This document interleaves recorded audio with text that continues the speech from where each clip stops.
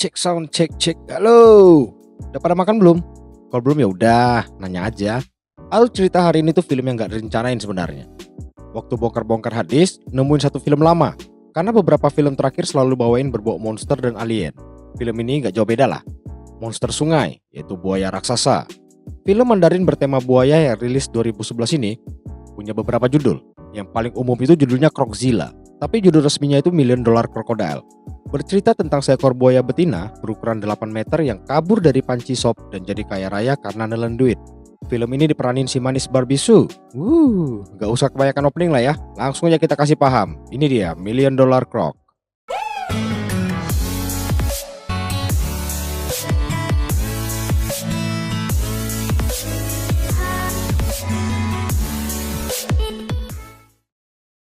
Film dibuka dengan sketsa gambar yang ngeliatin aktivitas beberapa orang sedang menangkap buaya. Buaya yang tertangkap dibawa pergi sebuah truk. Sampai di perbatasan Yunan, terlihat tahun kejadian adalah Agustus 1990. Seorang penjaga ngecek muatan truk. Dipikirnya aman, truk dikasih lewat. Pindah ke suatu daerah bernama Guangdong. Seorang pria montok bernama Chow Tacuy lagi di pasar gelap khusus binatang bersama pengawalnya. Datang seorang pria nawarin buaya dia yang cocok buat sup. Tacuy bilang, apaan nih, buaya mati. Si pria kaget karena dia habisin 300 yuan buat beli tuh buaya. Si Tacuy ngelus tuh buaya dan buaya turun dari pickup. Semua panik. Tiba-tiba muncul seorang pendekar berbambu nahan tuh buaya dan bilang, The croc is mine. buaya ini milikku. Film pun dimulai. Seorang bocil bernama Wang Xiaoxing lagi baca sesuatu. Muncul dua anak yang langsung ambil kertasnya terus dilempar. Xiaoxing lanjutin perjalanan dia buat nyari kitab suci ke barat. Oh enggak, salah film, itu siluman ketek. Lanjut. Terlihat film berkisah tahun 2011. Xiaoxing masuk ke sebuah gerbang yang terkunci. Dia manggil, Amau, di depan sebuah kandang. Sambil nanya, apa kau lapar? Ekornya. Xiaoxing duduk dan nutup mukanya pakai kertas. Kertas terbang dihembus angin ke dalam kandang buaya. Oi dek, itu kandang buaya. Gak suka-suka kau juga masuk gitu aja. Dia jalan ke gua buatan dan ngeluarin sosis sonus dan bilang, Amau, kau suka kan? Terlihat si buaya bernama Amau itu mulai bergerak. Dan ukurannya sekali hap hilang tuh bocah. Si bocah bungkus tuh sosis pakai kertas tadi dan dikasihkan ke Amau. Muncul pendekar bambu tadi yang bernama kakek Liu.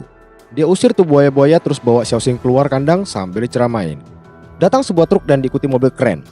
Seorang gundul bernama Sin-Sin nyapa kakek Liu dan bilang, aku yang ditelepon tadi. Tujuan kedatangan mereka buat ambil buaya-buaya di kandang. Kakek Liu jelasin ke Xiaoxing dia jual ke mereka karena mereka bisa ngasih makan daging di sana. Xiaoxing gak terima kalau Amau juga mau dijual. Dia teriak suruh Amau lari. Para anggota nyiapin obat bius buat nangkap Amau. Mereka kelihatan takut karena emang nih buaya ukurannya gak normal. Sin-Sin minta tolong kakek Liu bantu nangkap Amau. Kakek Liu ngetok-ngetok bambu depan gua Amau sambil manggil namanya. Amau pun keluar. Para anggota nembakin banyak obat bius. Kakek Liu bilang, udah cukup. Amau pun teler. Xiaoxing sedih karena bakal pisah dari Amau, begitu juga kakek Liu. Sin-Sin datang ngasih duit ke kakek Liu dan pergi. Pindah ke Tacuy, para tamu restorannya mulai protes karena buaya pesanan mereka belum datang. Dia minta mereka sabar, karena emang masaknya lama. Adegan pindah ke Barbie Sue yang bernama Wen Yan di sini. Wen Yan buka gespernya buat keluarin uang yang disimpan di sana. Jangan ngeres dulu. Uang berjumlah 100.000 euro itu dimasukin ke tas. Si cowok nanya, kenapa cash? Kenapa nggak masukin ke rekening? Wen Yan bilang kalau itu ada tambahan biaya admin 1,5%. Gile. Truk tadi sampai ke tempat Tacuy. Rupanya mereka bukan penangkaran, tapi restoran daging buaya. Buaya-buaya itu diturunin. Dia tanya, mana gede itu? Tacuy kaget lihat ukurannya. Sama-sama montok kayak dia. Sin-Sin nanya, segede itu mau buat apa? Tacuy bilang, buat hasilin duit. Udah ada 300 turis mau datang. Balik ke Wen Yan, dia ambil air dari laci dashboard. Di situ dia nemuin sesuatu yang... These aren't yours. Whose are they? Ini film buaya darat. Wen Yan minta berhenti dan turun. Si cowok tanpa mikir panjang langsung ditinggalnya si Wen Yan. Buaya disiapkan untuk dijaga Sin-Sin. Sin-Sin dengan penuh semangat dan tanpa perasaan berdosa fatality semua buaya itu. Waktu Sin-Sin lagi jagal, terlihat ikatan tali Amau terputus. Adegan pindah ke seorang pria bernama Wang Peiji. Waktu tengah makan sama anaknya, Xiaoxing, dia nanya, mana rapotmu? Dijawab, dimakan Amau. Beiji nanya, apa itu Amau? Yang dijawab, Amau itu buaya kesayangan kakek Liu. Digepreklah bocah itu. Xiaoxing lari dan ejek papanya. Wang sih selalu meleset. Tacuy minta Sin-Sin, kalau Amau dipotong dulu. Sin ganti golok besar dan waktu mau diulti, Amau bangun. Kemudian sekali tebas, Sin terpelanting masuk kandang buaya. Melihat itu, adiknya mau tolong, tapi dicegah Tacui. Jadilah si gundul cemilan buaya dan Amau kabur. Tacui minta mereka pura-pura nggak terjadi apa-apa. Xiaoxing nggak dibolehin renang sama papanya, dikurung di kamar dan disuruh hitung jagung. Balik ke Wenyan, dia yang nggak dapat tumpangan, milih jalan kaki lewat perkebunan. Di situ dia ketemu Amau. Dia dan Amau pun saling mangap, terus lari dan manjat tiang. Wenyan berusaha usir Amau, tapi malah tasnya dicaplok Amau dan ditelan sak duit-duitnya. Wenyan yang sadar tasnya sisa tali, turun dan lihat Amau udah pergi. Seorang pria lagi nawarin asuransi ke seorang ibu pekerja kebun di situ. Si ibu cuek aja. Kemudian Wenyan datang dan bilang ada buaya. Wenyan bilang harus kita tangkap sebelum telat. Dia nanya di mana kantor polisi terdekat. Xiaoxing digoda teman-temannya. Dia yang mudah digoda pun cabut lewat atap. Wenyan yang nyampe kantor polisi berusaha jelasin ke Beiji. Yang bingung dia lagi ngemeng apaan. Poinnya itu si buaya makan duit dia. Beiji nanya segede apa. It was like from there to here and Penjelasan yang mencengangkan ya. Beiji yang dipaksa gerak bilang santai dan duduk. Beiji nanya identitas dan nomor telepon. Wenyan ngamuk dan bilang semua udah ditelan tuh buaya. Makin pusing si Beiji ngadepin dia. Wenyan bawa Beiji ke TKP. Ketemu lagi si agen asuransi dan si ibu tadi. Waktu tahu Beiji adalah polisi, si agen asuransi malah sibuk nawarin produknya. Si ibu bilang, sepertinya perempuan itu agak kurang. Wenyan nemuin selembar uang. Dia tunjukin ke Beiji, ternyata itu cuma uang palsu. Beiji yang kesal pergi ninggalin mereka. Wenyan yang berusaha yakinin Beiji emang benar ada buaya dan hasil kerja keras 8 tahun dia ditelen. Wenyan nanya, apa ada penangkaran buaya di sekitar? Pindah ke kakek Liu. Dia balik ke tempat asalnya. Dia ketemu istrinya adalah pendekar bergolok kembar. Dia disambut anaknya tapi istrinya cuek. Kakek Liu janji dia nggak bakal bahas buaya lagi sama istrinya. Wenyan dan Beiji sampai di penangkaran kakek Liu. Beiji lihat ada nomor telepon di sebuah poster. Dia nelpon kakek Liu. Kakek Liu bilang buaya udah dijual ke seseorang dari Guangdong. Anaknya ajak masuk kakek Liu. Sebelum masuk, bambunya diambil istrinya dan dibelah. Itu mungkin efek dari kelamaan gak lihat bambu yang lain. Kemudian Beiji nelpon ke Tacui yang dijawab oleh cecunguknya. Ditanya apa buayanya masih ada. Dia bilang masih. Dengar semua info itu, Beiji pergi ninggalin Wenyan yang marah-marah gak jelas. even an Italian guy wouldn't just leave. Pighead. Tacui bilang ke anggotanya, polisi mau datang. Jadi jasad Sin harus disembunyiin. Di sungai, seorang pria setengah sadar ngelihat Amau. Dia suruh Xiaoxing dan kawan-kawannya lari. Bukannya lari, pria itu malah dilempar sama tuh bocil. Terlihat, Beiji putar balik jemput Wenyan. Beiji nanya nomor teleponnya. Wenyan dapat ide. Dia rebut HP Beiji terus nelpon ke nomornya yang ternyata masih aktif. Pastinya dalam perut buaya.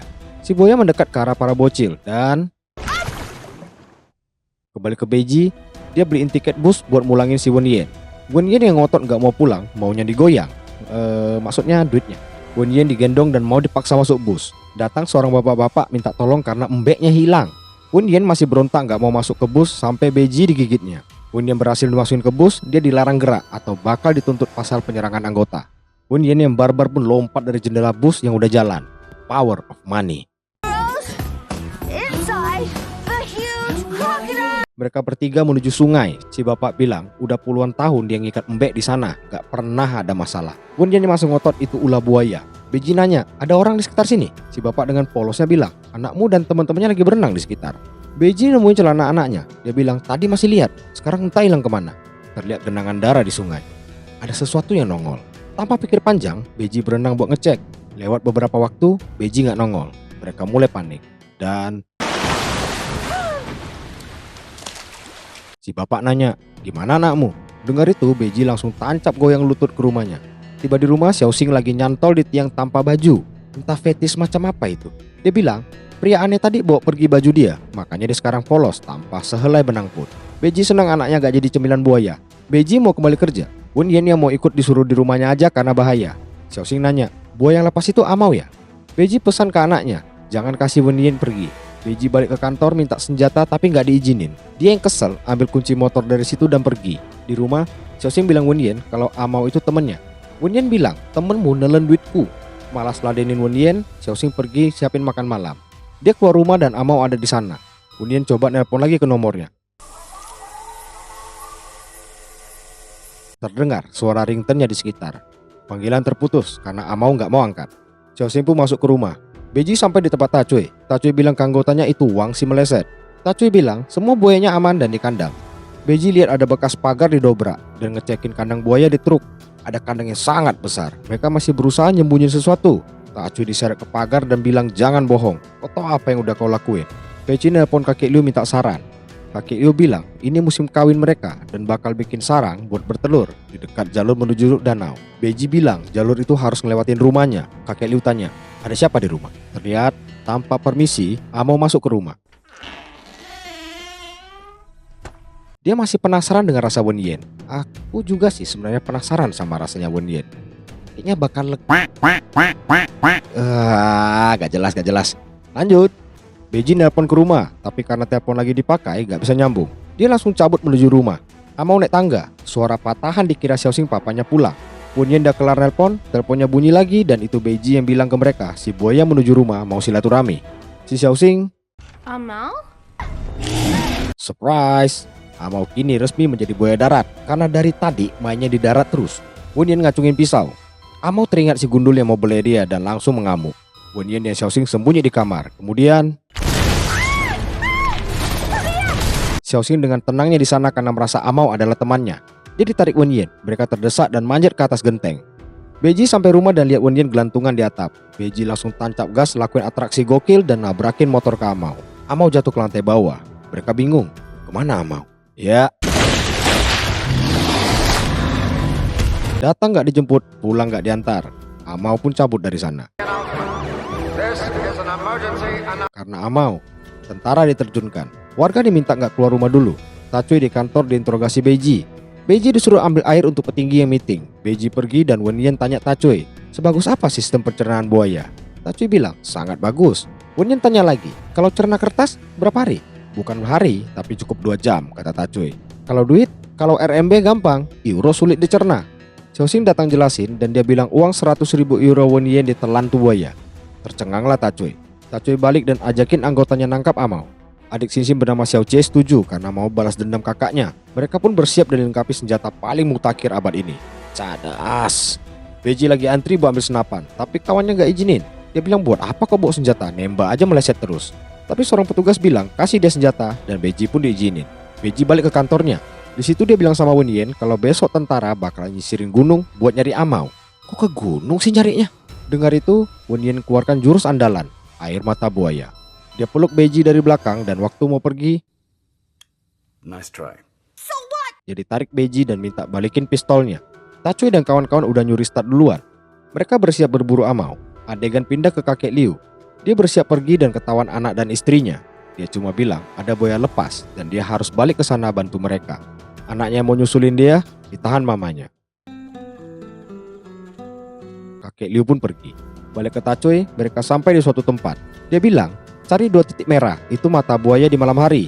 Terlihat ada 2 titik merah yang langsung ditembak Tacui. Mereka langsung ngecek ke sana. Bukan buaya Amau, tapi buaya darat lagi beraksi menanam jagung di ladang basah. Yang ditembak lampu mobil. Gak jelas adegannya. Paginya, kakek Liu sampai ke kantor Beji. Pasangan petani jagung ladang basah tadi datang mau laporin kejadian penembakan. Ciri-cirinya mengarah ke Tacui. Para polisi bersiap bergerak memburu Amau. Wen Yen mau ikut tapi dilarang dan diminta jaga Xiaoxing. Wen Yen malah bangunin Xiaoxing dan bilang mereka nemuin Amau dan ajak dia ikut berburu buaya terkaya di bumi itu. Di hutan, Xiao Jie yang pendarahan karena luka mulai halu. Dengan pintarnya dia sundul pohon dan pingsan. Wen Yen dan Xiaoxing udah di hutan. Karena pijak sesuatu, Wen Yen pun langsung nyanyi dengan oktav 9. Dengar itu, geng Tacui panik dan lari sambil ajak mereka pergi dari sana. Padahal yang dipijak itu golok Xiao Jie. Pencarian mereka sampai ke sungai. Mereka nemuin jejak kaki Amau. Tacui bilang kita butuh umpan buat mancing dia keluar dari sungai. Yang jadi umpan, jelas Wen Yen dan Xiaoxing. Mereka ditangkap dan diikat ke suatu tiang.